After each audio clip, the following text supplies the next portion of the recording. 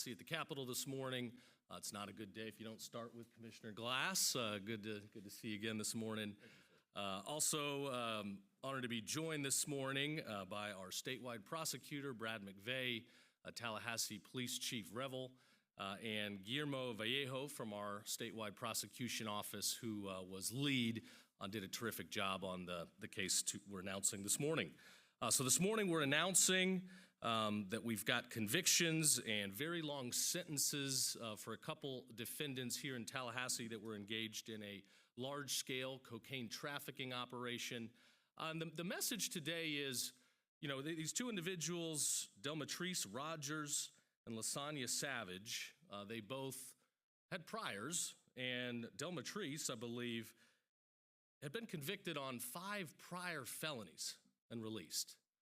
So these individuals, they started as street-level drug dealers. They went in and out of the criminal justice system. They weren't locked up long enough. They will be now. And, you know, as a result, they moved up. And then they became more dangerous criminals engaged in widespread trafficking and conspiracy to traffic.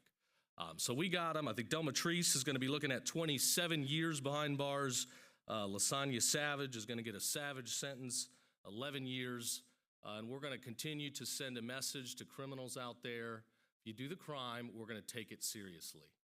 Guys like Chief Revel and his team, they put their lives on the line every single day. They bring in the bad guys, and we don't do them a service when we let people out too early. I believe in harsh punishment. It sends a message. People have a long time to think about what they've done behind bars before they return to society. So again, it's an honor every day to be here with our law enforcement, our state, local police departments, our statewide prosecution office, and we're going around, we're shifting the culture. I think in Florida, most people have figured it out. If you're a prosecutor, we're going to prosecute to the fullest. If you believe in leniency, if you want to do easy plea deals, we're going to find you a new job. So thanks everybody for being here. With that, I will turn it over to our esteemed statewide prosecutor, Brad McVeigh. Thank you, General. This case is a result of a multi-year investigation and prosecution. So I want to start by thanking our law enforcement partners, Commissioner Glass and FDLE and Chief Revel and TPD. This case had it all. You had surveillance, you had wiretap, you had a search warrant that was executed. So legal wrangling, it covered all bases, and it takes a lot of patience, hard work, and diligence from law enforcement to get these things to prosecution. So we are incredibly grateful for their efforts in this case. Drug trafficking fuels violence, fuels organized crime, it fuels addiction, it crushes families. This crime is not a victimless crime. And as the General said, these individuals had priors, and they made a conscious choice when they had the opportunity to become productive members of society. They chose time and time again to become full-time dope traffickers. And so this sentence reflects the choices that they made. The Office of Statewide Prosecution, we have 8 offices around the state and one right here in the capital city. And it is our mission to protect this community and make it safer, and we will continue to do that by going after the most violent and dangerous criminals, drug traffickers, child predators, organized crime. We will continue to fight to make the capital city the safest it possibly can be. With that, turn it over to Commissioner Glass, I believe. Thank you. Well, good morning. I'm FDLE Commissioner Mark Glass, and I just want to say thank you to Chief. I appreciate your detectives working diligently on this case with us. And General, thank you for having us being here today to talk about this. You just heard the statewide prosecutor tell you this is not going to be tolerated. This is the free state of Florida. It's a law and order state. This case is multi-year. It went back in 2020. We're talking about 42 different people got arrested, or pled out or rolled or sung like a canary to somebody else. And that's how we rolled up the chain to get to these last two to get convicted here. So kind of give you an idea of that is Rogers was found with 200, he was found guilty of conspiracy to traffic cocaine, trafficking 200 to 400 grams of cocaine and 2 counts of selling cocaine. Savage was found guilty of conspiracy to traffic cocaine and maintaining a drug house. Now, this may sometimes will seem like a smaller amount, but 400 grams is not a small amount, but it may seem like that. But you're talking about a lifetime of crime and pushing this toxic chemical throughout our communities. I will tell you, with the chief, sheriff of Gaston County, sheriff of Leon County, North Florida HIDA, which was a key player in all this, U.S. Marshals, all the different players we had working on this case over a period of time with your Florida special agents made this come to fruition. But that's working hand in hand with your Office of Statewide Prosecution. They are the unsung heroes in this. They have to take it to court and put this, I said this the other day in another press conference, they remember us because we put them in jail, but the prosecutors put them in prison. Let that sink in. So our prosecutors are out there on the front lines, maybe not kicking in the doors, but they're there with us. They talk through this whole process with us. We put strong cases together, and just because it started in 2020, so all those who are listening, if you're listening and you've done something even beyond that time, just because it started in 2020 and you sold something to somebody, do not think that they're honest who you sold it to, because they're going to roll faster than they can when they get in trouble. And then that's going to give us tips and leads to come after you. So I suggest you stop the shenanigans you're doing, quit doing what you're thinking you're trying to sell and try to make a quick buck, make an honest buck, and get yourself cleaned up. We have plenty of opportunity in this area here to help you get cleaned up out of that type of lifestyle, but I suggest you stop that. And with that, sir, I'm going to turn it back over to you. Chief, you want to say anything? Sure. Thank you. So, good morning. I am Chief Revel of the Tallahassee Police Department. Thank you, General, and all of my esteemed colleagues for joining us here. Thank you all for being here. Today's announcement really represents the kind of work that happens in law enforcement agencies across this country. When we come together for a shared purpose and for that shared commitment to public safety, it's our community that wins. The successful outcome of this case reflects a strong coordination among our federal, state, and local partners, including the Florida Department of Law Enforcement, the Leon County Sheriff's Office, United States Marshal Service, North Florida HIDA, statewide prosecutors, and everybody that was involved. But what I want to point out is that task forces like this matter, and they make a difference. They allow agencies to combine investigative tools, intelligence, and the resources in a way that ensures these complex cases are built thoroughly and prosecuted successfully. This case, took a lot of time and a lot of effort, as Commissioner said, over many, many years. And credit here is due to the case agents, the detectives who carried out this investigation from start to finish. They are the ones that made sure things were done right, and that resulted in a conviction that will stand, and court sentences that you've heard about already.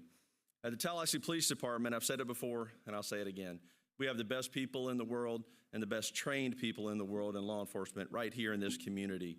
And when you pair that level of skill and dedication with strong partnerships like we have here, you get the results like we have here today. The sentences imposed in this case demonstrate the justice system's commitment to dismantling organized drug trafficking operations and protecting public safety across jurisdictions. This outcome sends a clear message that coordinated, persistent, and dedicated investigative work makes the real difference in what we do. We remain committed to supporting our law enforcement partners and continuing to work together to disrupt drug trafficking wherever it exists and by whoever is doing it. At the end of the day, it truly is a team effort. And the real winner of this team effort is this great community in which we serve. So thank you, General, again, for the opportunity to be here.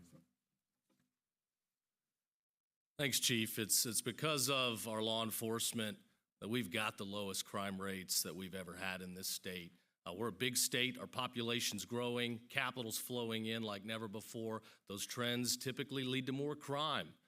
Bad people, evil people, they chase money, but not in Florida because we set the stage. These guys, they enforce rule of law, and then our prosecutors like Guillermo here, they work their tail off to put people away for a long time. So Guillermo, I'll let you say a few words if you'd like. Good morning, everyone. I just want to echo what has been said here. This is a complete team effort, a team victory. It starts with the leadership and tone set at the top with the Attorney General, with our outstanding statewide prosecutor, Brad McVeigh, our Chief Assistant, Brian Fernandez, and my trial partner in this case, Reed Haley. Suffice it to say that the defendants here tried to delay justice by playing games, but justice was delayed, but it wasn't denied, and they're going to get the sentence that they deserved. There was over 300 grams of cocaine found in Mr. Rogers' apartment where he lived, and cocaine found at the trap house where Ms. Savage ran his business. And a trap house is a place that's run exclusively to sell drugs. And at the end of the day, what the jury heard, what was beyond a reasonable doubt, was that you had call after call where Mr. Rogers was talking to Ms. Savage. They were talking about the drug debts that were owed. In fact, the jury in one call heard Ms. Savage run after a customer, screaming at him that he hadn't paid what he owed. So this was clear. There was a sophisticated surveillance system at that trap house. This wasn't your regular ADT Simply Safe. This was a commercial level security system. And in a surreal moment when law enforcement came in to execute that search warrant, they saw their marked units outside in the big screen TV that showed all the inside and outside cameras. So they knew exactly what they were doing. And I would just finish, because I wouldn't be remiss if I said that for a lot of people, they think, well, drug sales, drug trafficking, that's a victimless crime. It's anything but victimless. This destroys communities, it tears apart families, and it leads to violence. And in Florida, that is just not tolerated. So with that, I'll turn it back to the Attorney General.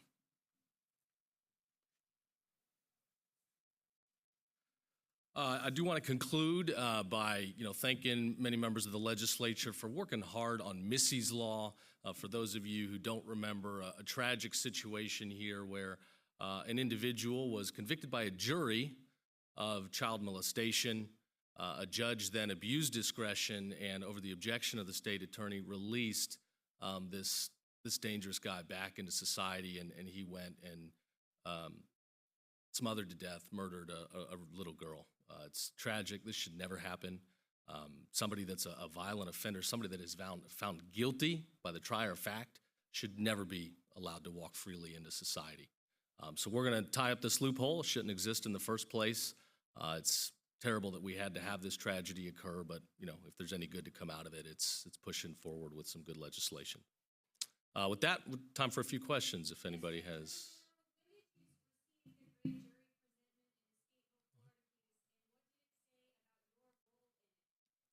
I don't know what I'm allowed to say publicly or not on that. I direct you to the state attorney's office. What I will say is what I've said from the beginning. Nobody did anything wrong, certainly no legal issues. I think this was a nothing burger complaint, as most everybody knew, certainly any competent lawyer.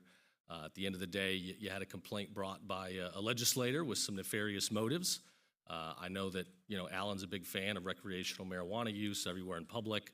The state took a policy position to oppose that, and the state was victorious. We protected the state from tens or hundreds of millions in harm to criminal justice system, healthcare, you name it. So at the end of the day, I think it's a good result. We're tired of the distractions. We're here to put bad guys and predators away. Yes, ma'am, in the back.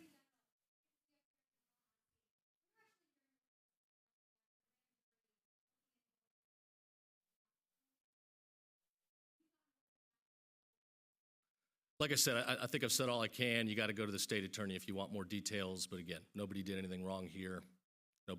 No indictments are out as far as I'm aware of. Yeah, was there another hand in the back? I've said what I can. Nobody did anything wrong. I think the state attorney might have additional quotes. Yes, ma'am. I'm right here in the back. As I've said before, you're going to have to talk to the state attorney. This was a nothing burger. I think that's pretty clear. Yes, ma'am.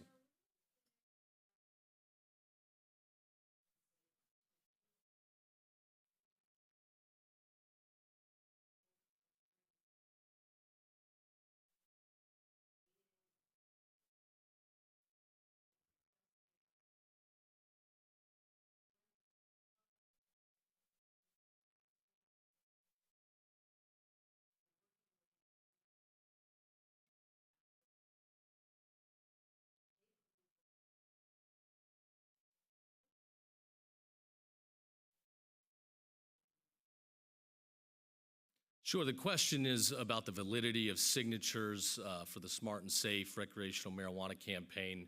My understanding, as reported by the Department of State, the Secretary of State, is that they were somewhere, I think, 50, 60,000 signatures short of the total needed to end up on the ballot. As far as my office's efforts to prosecute against fraudulently produced signatures, we believe in election security. We've got the #1 election integrity unit in the country. Our ballot, our Constitution is sacred.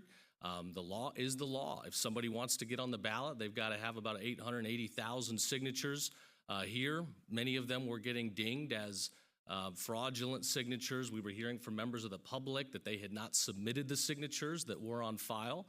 So at the end of the day, they didn't hit the number. Therefore, my office moved to withdraw the argument from the Supreme Court. I don't believe they've ruled on that yet, so they may still want to look at whether or not the ballot summary is indeed valid to go on the ballot. But at the end of the day, not enough signatures to go on the ballot. Yes, sir. Hold on. I'm going to go to somebody else. You've had a turn. Thank you.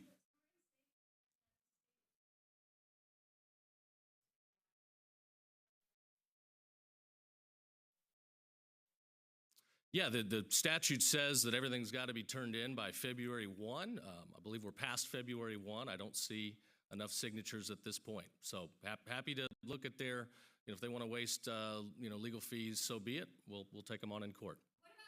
Yes, sir, in the very back.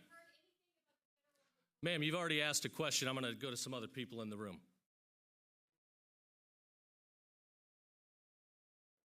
I'm sorry, I can't hear you. Can you speak a little louder?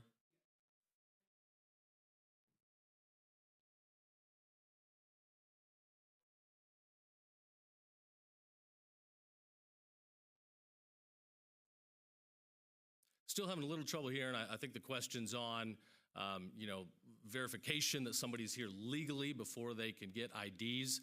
Here in Florida, you cannot get an ID being an illegal alien. I'm not sure about the specific bill, but I'm supportive of any effort to further protect our citizens and make sure that people are not getting behind the wheel of a car if they're not here legally. We saw some tragic situations across the country where people were not just given IDs in California, but they were given tractor-trailer IDs, which require a heightened level of training and skill.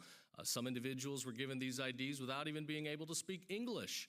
That can't happen. You've got to be able to speak English and read road signs on the roads in order to be around, our families that are just trying to go about their daily lives. And we've actually brought a lawsuit in the Supreme Court against California on their decision to do that. Because they can be a sanctuary state. They can bring in illegals. They can do all that. I mean, it's wrong, and it is illegal, but it also hurts us. So they need to be held accountable, and I hope the United States Supreme Court will step in. Yes, ma'am.